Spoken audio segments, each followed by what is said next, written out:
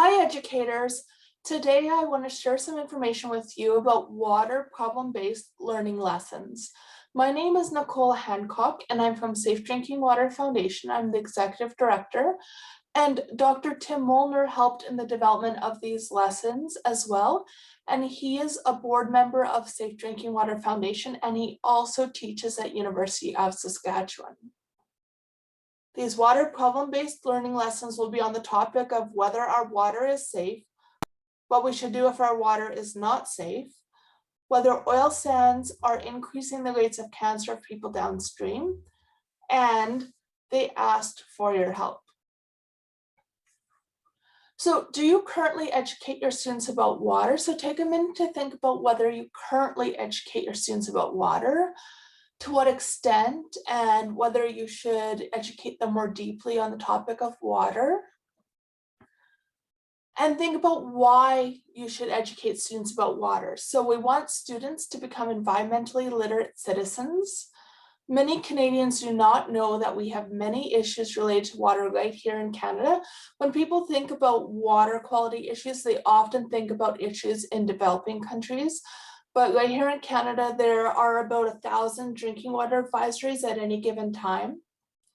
The world is facing a global water crisis, and there are numerous curricula links that you can incorporate into teaching your students about water.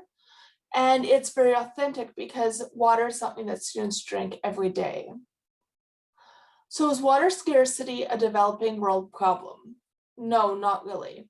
If we look here, we can see that even though Canada's population is not very dense and Canada has a lot of fresh water, the ratio of withdrawals to supply is not low. It's not less than 10%. It's in the low to medium range, so 10% to 20%.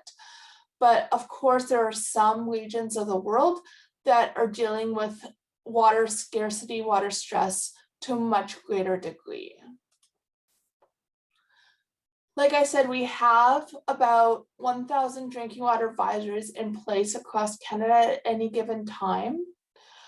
And as of August 30th, 2021, when this presentation was recorded, these were the drinking water advisories in place across Canada. So as you can see, there were 247 in British Columbia, 170 in Saskatchewan, 144 in Newfoundland and Labrador, and 125 in Manitoba. Long-term drinking water advisories on public systems on reserves. So as you may remember, when Trudeau campaigned to be Prime Minister of Canada the first time, he promised to end all long-term drinking water advisories in First Nations communities on reserves by March 2021. Unfortunately, it's now August 2021, and there are still 51 long-term drinking water advisories in effect in 32 communities. So have you used problem-based learning with your students? So think about whether you've used it, how it went, how it could maybe be improved. Why should you use problem-based learning? It is student-centered and inquiry-based. Learners engage with authentic problems that require further research.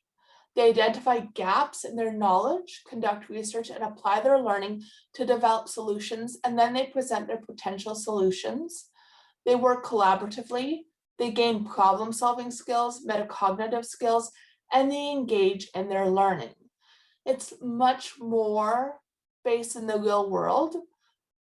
Usually in jobs and careers, students won't be asked to, read a chapter of a textbook and answer some questions.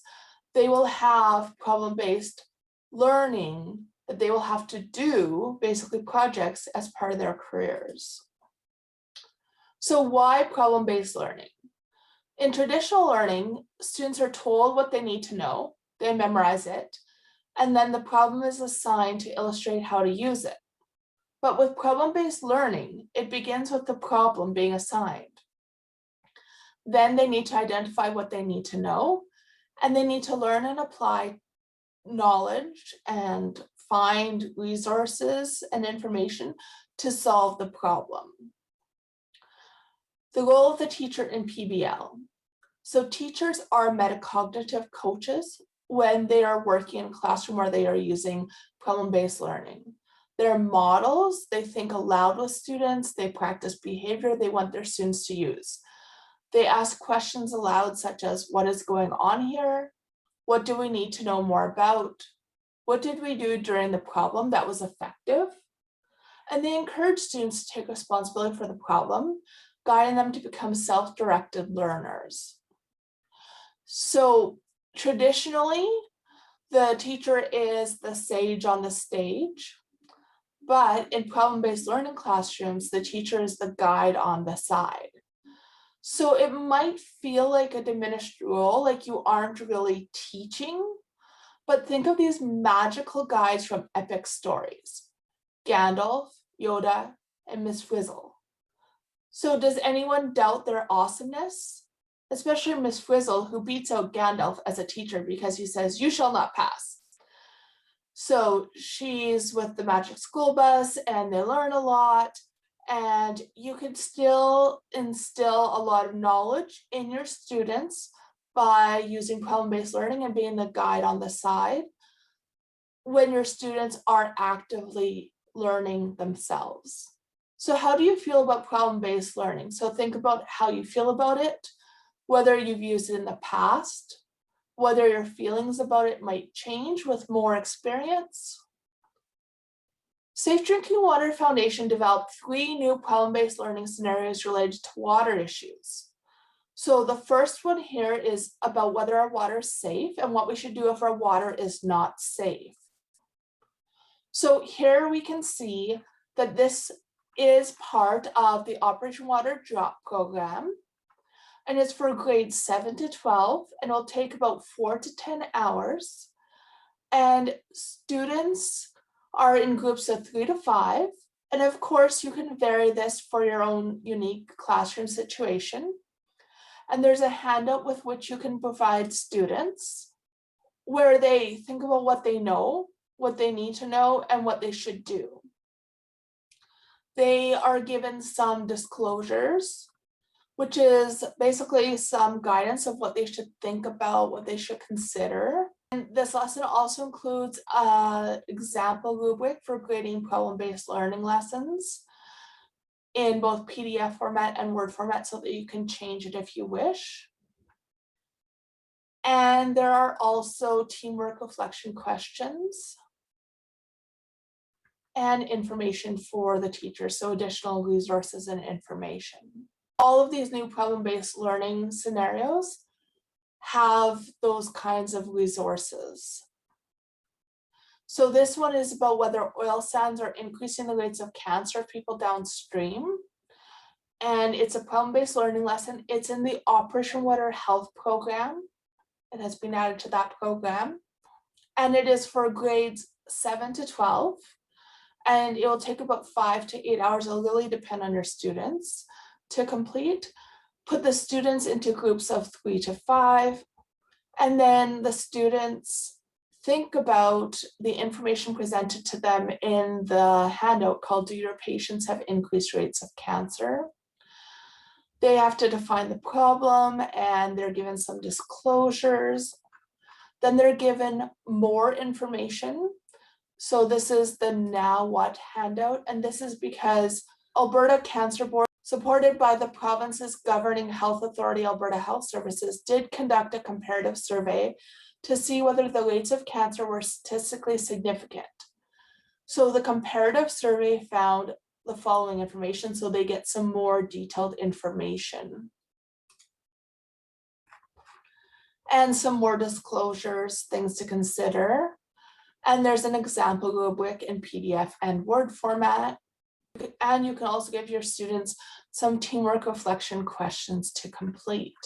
There's information for the teacher with more information and more resources. And finally, they asked for your help. So this is putting you in the shoes of myself, the executive director of Safe Drinking Water Foundation, and giving you a situation that I am currently dealing with, where someone from Ontario phoned and discussed an issue with me about their water being black due to some installation of wind turbines. So for this one, because I wanted them to be in the role of the executive director of Safe Drinking Water Foundation, I said to have them work individually. Now, of course, here we have a board of directors, and so they can provide me with some guidance, and you can provide your students with some guidance, obviously. And you can provide them with the How Can You Help handout, which has some information. And then there are some disclosures. And again, there is the example rubric for grading the problem-based learning lesson in PDF and in Word format, and some reflection questions for them to answer. There is additional information for the teacher that includes several links to news articles and information about the specific situation. So as you saw, there are student worksheets, information for the teacher, rubrics, and reflection questions for each of the problem-based learning lessons. The student worksheets always ask, what do we know? What do we need to know? And what should we do?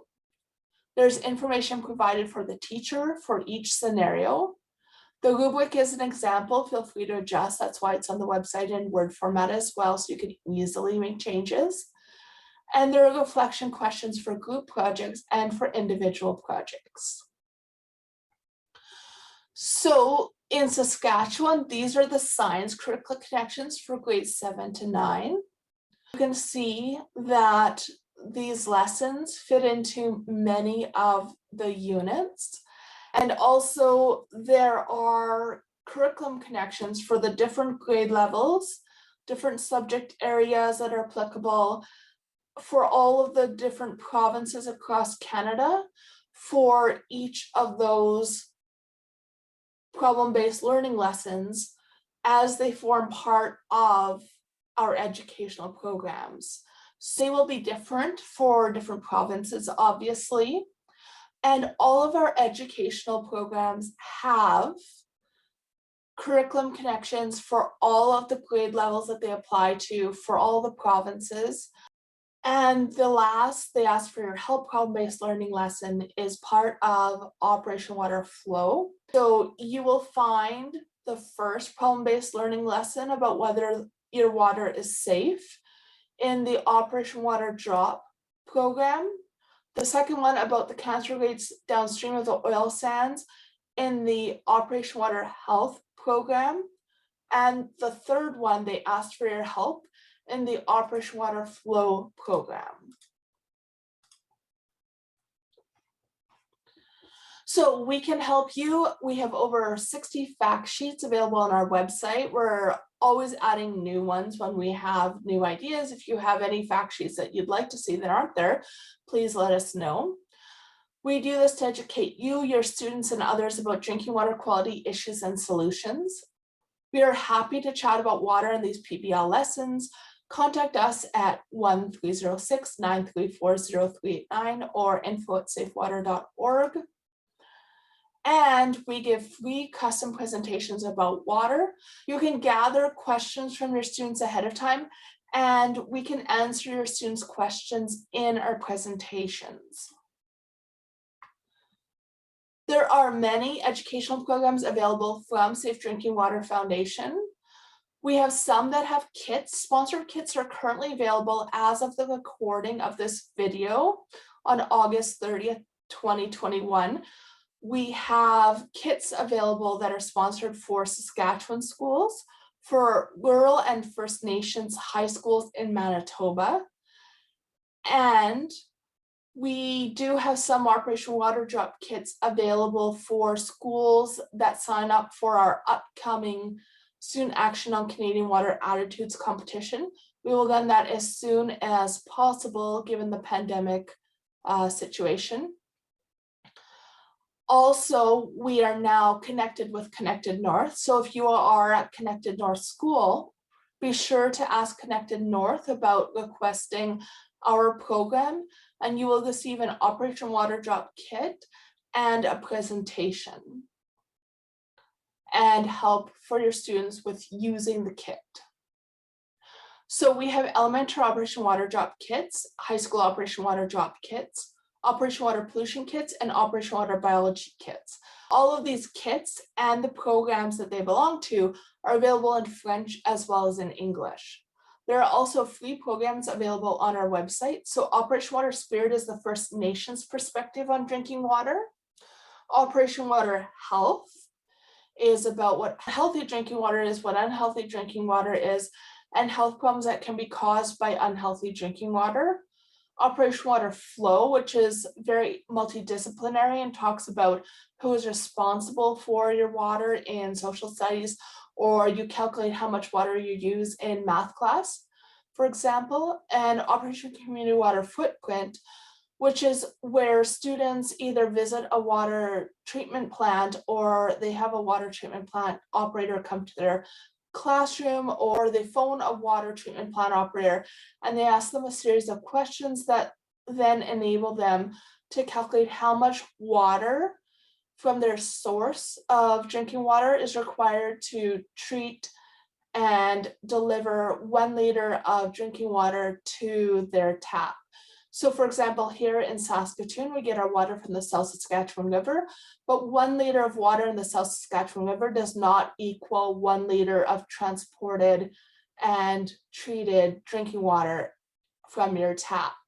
It takes more than that. So have you visited our website? Have you used any Safe Drinking Water Foundation kits with your students? If not, why don't you try out our website and our kits? If you have any questions, feel free to contact us. Our phone number again is 1-306-934-0389, or you can email us at info@safewater.org. Thank you for listening and have a great day.